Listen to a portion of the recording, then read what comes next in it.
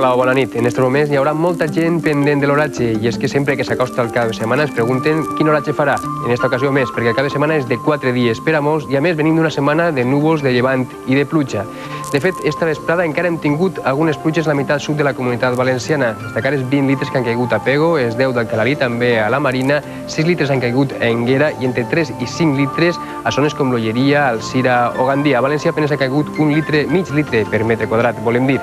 A les imatges del satèl·lit Meteosat veurem com els núvols han estat presents pràcticament durant tota la jornada, uns núvols que anaven desfent-se, anaven perdent intensitat i com veurem en les últimes imatges el cel ja està pràcticament ras a la meitat nord de la Comunitat de València cap al nord, però de València cap al sud encara queden núvols i encara en les pròximes hores podria caure algun ruixat de caràcter dèbil. Les temperatures avui s'han recuperat, han quedat fresquetes però han pujat 1 o 2 graus respecte a les d'ahir, sobretot en punts de l'interior. Les temperatures més baixes al voltant de 16, 17 o 18 graus i al litoral entre els 21 i els 22 graus.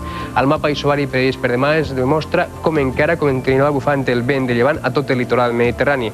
Encara hi ha una xicoteta franja de núvols que es passejarà pel sud de la Comunitat Valenciana, però l'anticicló entra en més gana abraçant bona part de la península ibèrica i a partir de demà tindrem un oratge prou més estable. Ho veurem en els mapes de símbols. Per a demà dissabte podem veure a continuació com tindrem encara a primera hora del matí presència d'alguns núvols, pot ser al llarg de la matinada i primera hora del dia tinguem algun ruixat de caràcter dèbil al sud de la comunitat, però tindrem cada volta més sol, temperatures que tindran a pujar i vent de llevant, que encara donarà algunes ratxes moderades i aportarà humitat a tot el litoral.